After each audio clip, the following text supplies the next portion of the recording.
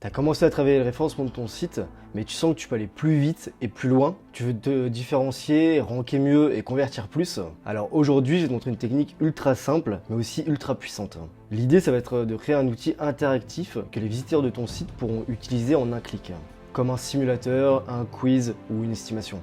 Salut à tous, moi c'est Léopold de Zesto. Et dans cette vidéo, je vais vous montrer pourquoi ce type d'outil peut être super intéressant d'un point de vue SEO, comment trouver l'idée, comment le créer, puis comment le publier sur son site internet. Comme d'habitude, vous retrouverez tout en description, donc tout ce qui est lien vers les prompts que je vais montrer en vidéo. Et surtout, n'oubliez pas de vous abonner, de liker pour nous soutenir. Bon, comme d'habitude, on va très vite rentrer dans le vif du sujet parce que c'est ça qui vous intéresse et c'est ça qui m'intéresse également. Ça va être la technique pour faire en sorte que votre site prenne plus de trafic, plus de visiteurs et donc plus de potentiels clients. Au cas où vous ne l'ayez pas compris, on va voir comment créer un outil interactif avec ChatGPT ou une autre IA, hein, ça peut être très bien Claude, ça fait à peu près la même chose.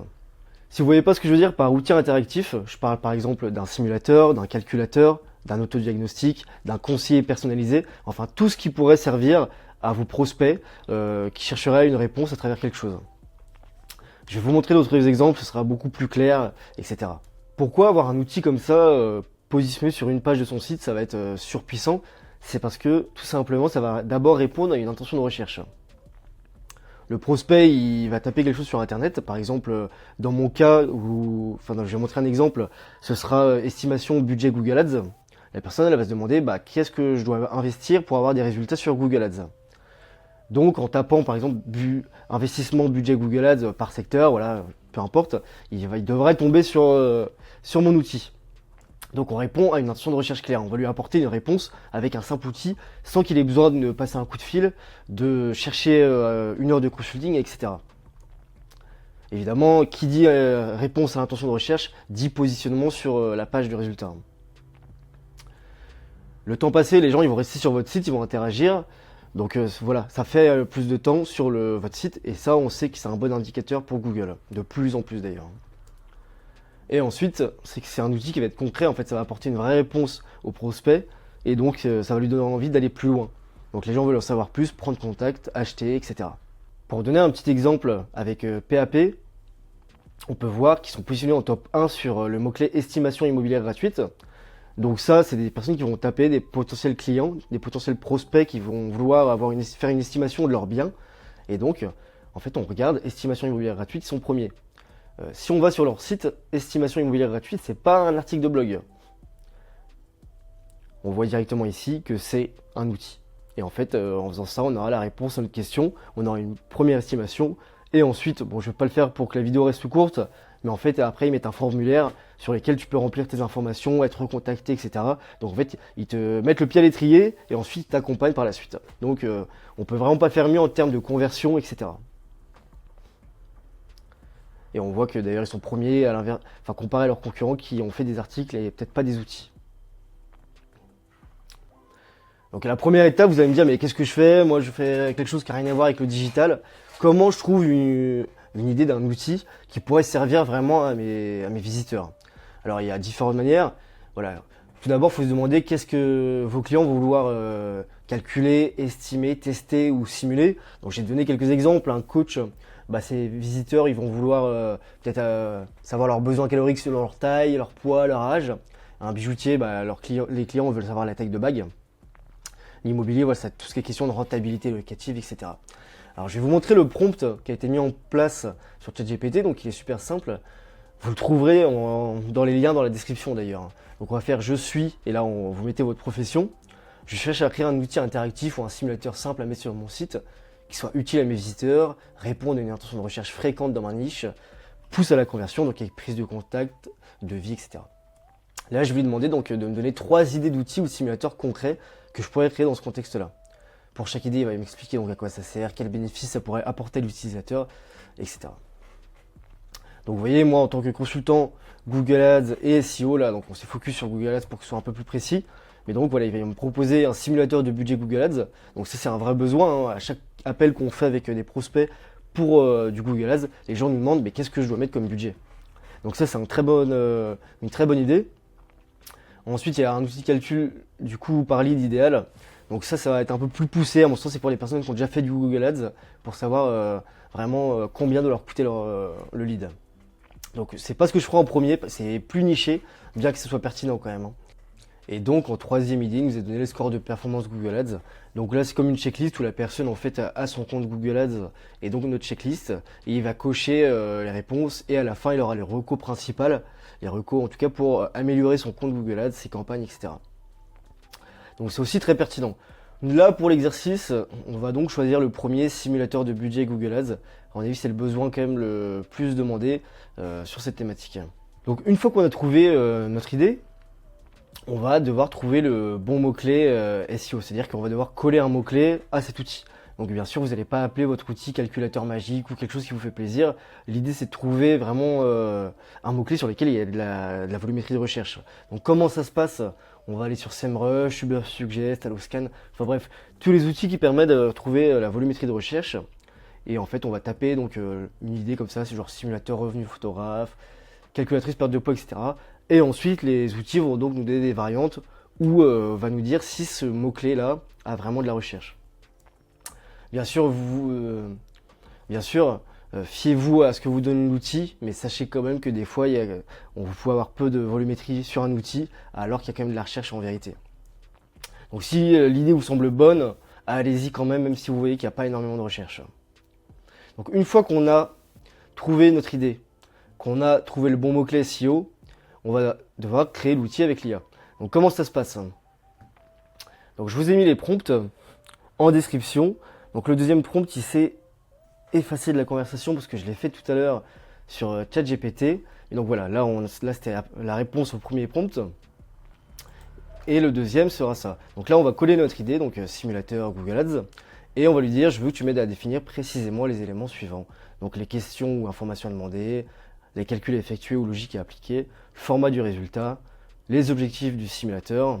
Ensuite, donne-moi un plan clair et détaillé que je pourrais transmettre à un outil comme ChatGPT. Donc là, c'est ce que je lui ai soumis juste avant, hein. Il l'a effacé, mais donc là, c'est la réponse à ça. Objectif du simulateur, tac, tac, tac, tac. Les questions à poser, on les a ici. Donc on regarde, on valide, est-ce que ça correspond vraiment à ce qu'on veut, etc. Hein, que ce soit quand même pas incohérent. En général, il se trompe rarement, mais si vous êtes sur une niche très particulière, c'est possible qu'il se plante. Donc que vous deviez rectifier 2-3 choses. Donc là, pareil, on regarde, tac, tac, tac, ça me semble plutôt cohérent. Ensuite, logique et calcul à effectuer, donc détermine un coût par acquisition moyen par secteur. Donc là, il nous a donné des CPA moyens par secteur qu'il a trouvé sur Internet, hein. On vérifie quand même si c'est ça. On vérifie que notre cible est bien ici. S'il n'y a pas ce qu'on fait, demandez-lui de le rajouter. C'est possible de devoir rajouter, hein. Tac, tac, tac. Alors ensuite, ils vont ajouter le CPA sur la zone géographique, si c'est ciblé par ville, département. Et ensuite, on a le calcul ici. Donc, tac, tac, tac. Et donc, le format, c'était notre troisième demande. Ça me semble plutôt pas mal.